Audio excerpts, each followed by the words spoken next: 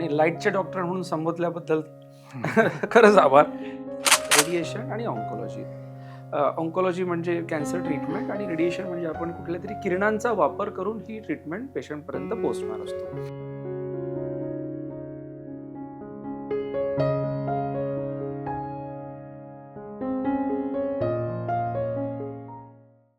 नमस्कार, मी doctor Amit Bedwe, orthopaedic surgeon. Doctor Zade यांच्या यूट्यूब चॅनलवर आपलं सर्वांचं स्वागत. मागच्या आपल्या एपिसोडमध्ये आपण इंट्रोडक्टरी व्हिडिओ करणार आहोत असं सांगितलं होतं. आजचा हा त्यातला दुसरा पार्ट, ज्यामध्ये आपण ऑन्कोलॉजी या विषयावर बोलणार आहोत. हे थोडक्यात काय असतं मी सांगतो. बऱ्याचदा कॅन्सरची ट्रीटमेंट चालू होते तेव्हा ऑपरेशन होतात, केमोथेरपी होते आणि एक अजून विषय आपला असतो, लाईट घ्यायला सांगितलं आहे. हा एक सर्रास वापरला जाणारा शब्द असतो. तर वर्षानुवर्ष लोक लाईट घ्यायला सांगितलंय हेच बोलत असतात. खरं तर ह्याच्यामध्ये नक्की काय होतं, ही ट्रीटमेंट काय असते आणि एकंदरीतच ही ब्रँच म्हणजे काय असते आणि कॅन्सरच्या उपचारांमध्ये ह्या ब्रँचचा नक्की रोल कसा असतो, हे आजचा आपला मेन इंट्रोडक्टरी एपिसोड आहे. याचे आपण 2 भाग करणार आहोत. पहिल्या भागामध्ये याची बेसिक माहिती आणि दुसऱ्या भागामध्ये पेशंट संदर्भात किंवा त्या कॅन्सरच्या ट्रीटमेंट दरम्यान काय घ्यावी काळजी घेता येईल, रुग्णांचे आणि त्याच्या नातेवाईकांसाठी काही महत्त्वाच्या टिप्स, अशा 2 पद्धतीने आपण याच्यावर बोलणार आहोत. आणि भविष्यात हे एपिसोड मग असेच वेगवेगळ्या पद्धतीने चालू राहतील. तर याच निमित्ताने आपण आता डॉक्टर भूषण झाडे सर यांच्याशी हा संवाद करत आहोत. तर नमस्कार सर. नमस्कार डॉक्टर बेडवे. आणि लाईटचे डॉक्टर म्हणून संबोधल्याबद्दल खरंच आभार. कारण की बऱ्याचदा हा शब्द असा रेडिएशन न वापरता लाईट, कारण की हा पेशंटला समजणारा शब्द असतो आणि पेशंट पण बरेचदा लाईट घ्यायला गेलो असं म्हणतात, म्हणून लाईटचे डॉक्टर म्हणून बरेच लोक गमतीने पण हा शब्द वापरतात. सो मी डॉक्टर भूषण झाडे, रेडिएशन ऑन्कोलॉजिस्ट. मी सध्या रुबी हॉल कॅन्सर सेंटरला गेले 15 वर्ष काम करतो आणि सध्या तिथे डायरेक्टर आणि चीफ कन्सल्टंट म्हणून सायबर नाईफ रेडिओ सर्जरी आणि रेडिएशन ऑन्कोलॉजी हा विभाग सांभाळतो. अच्छा. तर इथनं सुरुवात करायची बेसिक ही, की रेडिएशन ऑन्कोलॉजिस्ट हे डॉक्टर नक्की कशाचे डॉक्टर असतात? बरोबर. तर लाईट वगैरे किंवा कोणी शेक हा शब्द वापरणे हे बरेचसे असे पेशंटला समजावं म्हणून रेफरिंग डॉक्टर असे साधे शब्द वापरतात. पण कुठेतरी जेव्हा पेशंट फाईन ट्यून्ड होतो आणि त्या डिपार्टमेंटला पोहोचतो, त्याला लक्षात येतं की नेमकं काय असतं. सो तसं समजण्यासाठी कठीण नाही आहे रेडिएशन आणि ऑन्कोलॉजी. ऑन्कोलॉजी म्हणजे कॅन्सर ट्रीटमेंट आणि रेडिएशन म्हणजे आपण कुठल्या तरी किरणांचा वापर करून ही ट्रीटमेंट पेशंटपर्यंत पोहोचणार असतो. आता किरणांबद्दल आपण थोडं डिटेलमध्ये जाऊ. त्यापेक्षा अगोदर आपण हे बघायला पाहिजे की ऑन्कोलॉजीमध्ये काय काय ट्रीटमेंटचे विभाग आहे जे महत्त्वाचे आहेत, की बॅकबोन आहेत. जसं ऑन्कोलॉजी ट्रीटमेंटला आपण सर्जरी करतो, त्याच्यामध्ये आपण किमोथेरपी, ह्या 2 गोष्टी जनरली पेशंट आणि एक जनरल पॉप्युलेशन किंवा सगळ्या समाजामध्ये माहीत आहे. कारण कधी ना कधी ऑपरेशन कोणाचं झालेलं असतं. किमोथेरपी म्हणजे काही केमिकल किंवा औषधं सलाईनच्या मार्फत किंवा गोळ्यांच्या मार्फत, ह्या गोष्टी एक जनरल अवेअरनेस असतो. रेडिएशन अनलेस अँड अनटिल की तुमच्या घरी काही कॅन्सर पेशंट आहात किंवा तुम्ही मेडिकल प्रॅक्टिशनर आहात किंवा कोणी एका फ्रेंड सर्कलमध्ये कोणाचं रेडिएशन थेरपी झालेली आहे, अदरवाईज हा विभाग हा स्पेशालिटी लोकांना नाही माहीत आहे. सो रेडिएशन ऑन्कोलॉजीमध्ये आम्ही एक्सरेज किंवा क्ष किरणाचा वापर करून कॅन्सरची ट्रीटमेंट करतो.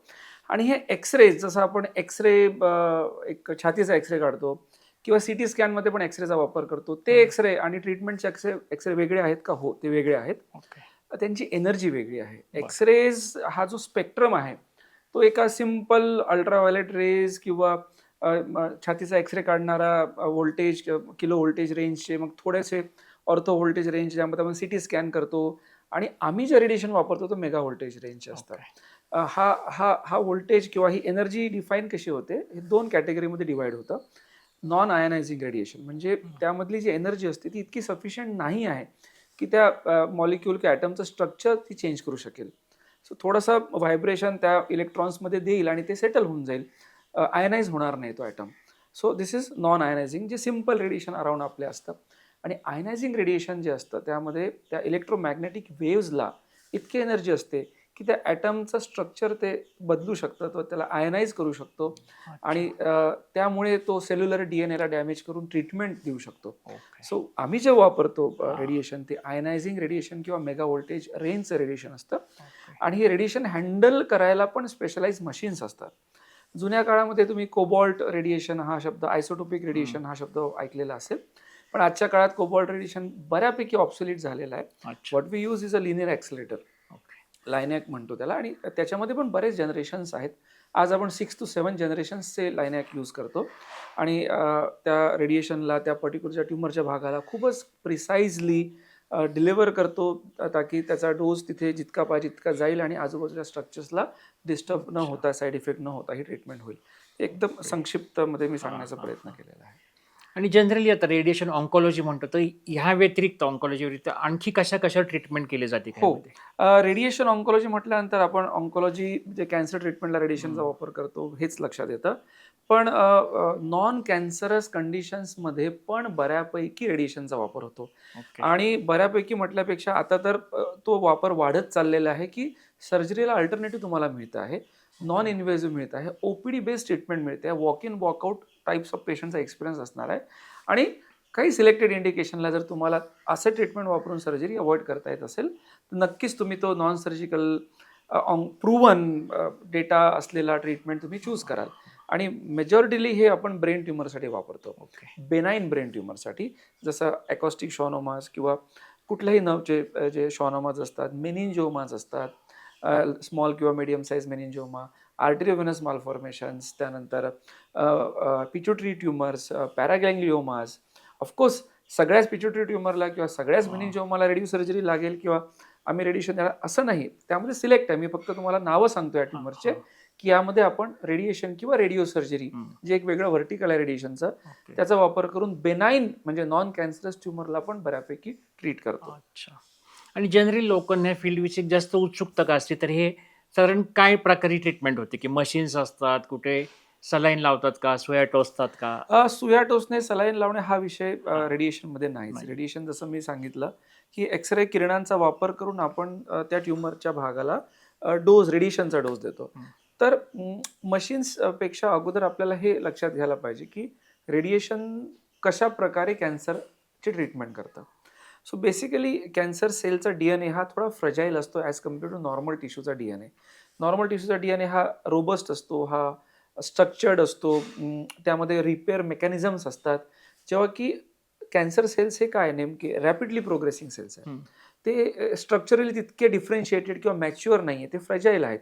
पण ते रॅपिडली प्रोग्रेसिंग आहेत. ते कुठेही जाऊ शकतात, DNA त्यांचा पसरू शकतो शरीरामध्ये, ते दुसरीकडे घर करू शकतात, त्यामुळे ते डेंजरस असतात. पण ट्रीटमेंटला ते फ्रजाईल पण असतात, तितके ते सॉलिड रोबस्ट नसतात. अच्छा. सो जेव्हा आपण रेडिएशनचा मारा त्या सेल्सवर करतो, त्याचा DNA रेडिएशनच्या किरणांच्या एनर्जीने डॅमेज होतो. आता तो डॅमेज DNA, ती सेल लगेच मरत नाही, ती जिवंत असते. हं. तर कॅन्सर सेल जिवंत असते, पण जसं ती सेल सायकलमध्ये समोर जाते आणि एका वेळेस तो DNA डिवाइड होण्याच्या फेजमध्ये येतो, ज्याला मायटोसिस आपण म्हणतो. हं. तो डॅमेज झालेला DNA डिवाइड होऊ शकत नाही, कारण की ती कॅपॅसिटी त्याची लूज झालेली असते okay. Because of that particular injury. आणि तेव्हा त्या कॅन्सर सेलची डेथ होते. हां. आपण याला मायटोटिक सेल डेथ म्हणतो. हं. आणि असा हळूहळू जसं ते वेळ समोर जातो, रेडिएशन दिलेल्या ट्यूमर श्रिंक होत जातो, त्याच्या सेल्स डेथ होत जाते. पण ॲट द सेम टाइम प्रश्न उद्भवतो, की रेडिएशन आजूबाजूच्या नॉर्मल टिश्यूला पण काही प्रमाणात जात आहे. पण त्याचं प्रमाण फार कमी असतं हं. पहिलं, कारण की आपण कन्फॉर्मल टेक्निक्स, खूप हाय प्रिसिजन टेक्निक्स वापरतो. पण काही ना काही प्रमाणात रेडिएशन तिथे जातं राइट. आणि काही ना काही प्रमाणात गेल्यानंतर काही ना काही प्रमाणात डॅमेज पण होतो. हं. पण त्या रोबस्ट सेल्स असतात, त्यामध्ये DNA रिपेअर मेकॅनिझम्स असतात. ते रिपेअर मेकॅनिझम विथ टाईम त्या DNAला बऱ्या प्रमाणात रिपेअर करतात. त्यामुळे तो साईड इफेक्ट हा हलकासाच दिसतो, हां. ॲक्सेप्टेबल असतो. हं. मेजर असं काही साईड इफेक्ट त्रास पेशंटला होत नाही. अच्छा. आणि बऱ्याच लोकांना एक असतं, की किमोथेरपी सांगितली आणि रेडिओथेरपी सांगितली. तर हे 2 मध्ये एक तर फरक काय?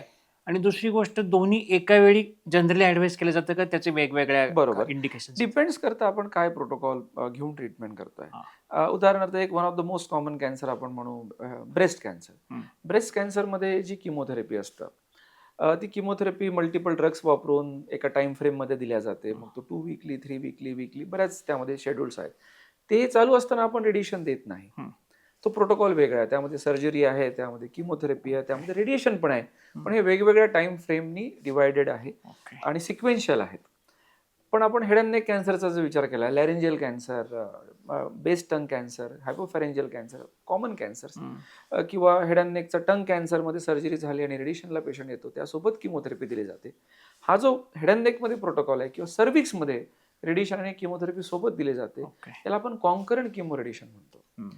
यामध्ये रेडिएशनचा जो इफेक्ट आहे त्याला अजून थोडासा वाढवण्यासाठी किमोथेरपीचा वापर केला जातो. अच्छा. वन्स अ वीक ही किमोथेरपी दिली जाते throughout course of radiation. आणि यामागचं लॉजिक पण फार सिम्पल आहे. जो DNA डॅमेज रेडिएशन ट्युमर सेल्समध्ये करताय, त्या DNA डॅमेजला अजून थोडा बहुत जरी रिपेअर होऊ शकत असेल तरी ही किमोथेरपी त्याला रिपेअर होऊ देत नाही. सिनर्जिस्टिक ऍक्शन आपण याला म्हणतो. म्हणजे हलकासा डोस जरी किमोथेरपी दिला तरी ऑलरेडी डॅमेज सेलला अजून डॅमेज करायचं काम तो हलका डोसचं किमोथेरपी पण करू शकतो. त्यामुळे जेव्हा आपण ओनली किमो देतो तेव्हा डोसेस हाय असतात. मल्टिपल ड्रग्स सोबत घेऊन किमोथेरपी द्यावी लागते. पण जेव्हा तुम्ही रेडिएशन सोबत किमो देता, किमोथेरपीचा डोस छोटा असतो, सिंगल ड्रग किमोथेरपी असतं, शेड्यूल लाईट असतो आणि इफेक्ट अजून चांगला असतो, कारण की 2 मोडॅलिटी एकत्र येऊन काम करत आहेत. ओके. आणि हे सर्व डिसिजन मग ऑन्को फिजिशियन, ऑन्को सर्जन हा, आता सगळे कसं असतं, मिळून? काही डिसिजन्स हे बऱ्यापैकी रिसर्च करून तयार झालेले असतात. ओके. फक्त ते एक्झिक्यूट करताना पेशंटचा fitness, age, overall blood parameters, chemistry, त्यानंतर हृदयाचे फंक्शनिंग किंवा काही लिव्हर किंवा किडनीचा काही प्रॉब्लेम आहे का, ह्या गोष्टी बघून त्याला थोडं मॉडिफाय करावं लागतं. We don't reinvent the wheel. आता हेड अँड नेकमध्ये जर कॉन्करंट किमो रेडिएशनचा प्रोटोकॉल आहे, पण पेशंटचा किडनीचा काही प्रॉब्लेम आहे, पेशंटचं वय खूप जास्त आहे, हृदय कमजोर आहे, मग त्यावेळेस आपल्याला त्या गोष्टी मॉडिफाय कराव्या लागतात, ड्रग्स थोडे चेंज करावं लागतात किंवा एखाद्या वेळेस आपण ती किमो देऊ पण शकत नाही. जी मेन ट्रीटमेंट आहे रेडिएशन, त्याला आपण ओनली म्हणून फॉलो करतो. तर या आपल्या आत्ताच्या एपिसोडमध्ये आपण बेसिक ह्याच्याविषयी चर्चा केली. पुढे आणखी याच्या संदर्भात भरपूर प्रश्न आहेत, ते आपण नक्कीच पुढच्या असतील. एपिसोडमध्ये बोलूया. तर आत्ताच्या एपिसोडमध्ये बेसिक रेडिएशन ऑन्कोलॉजी म्हणजे खरं तर काय असतं, लाईट देणारे डॉक्टर म्हणजे त्यांचं नक्की काम काय असतं, याविषयी एक बेसिक माहिती ऐकली. पुढच्या एपिसोडमध्ये थोडं आणखी ह्याच्याविषयी स्पेसिफिक माहिती आणि आपल्यापैकी काही लोकांचे आलेले प्रश्न याविषयी आपण बोलणार आहोत. तर एपिसोड नक्की पहा. थँक्यू. थँक्यू.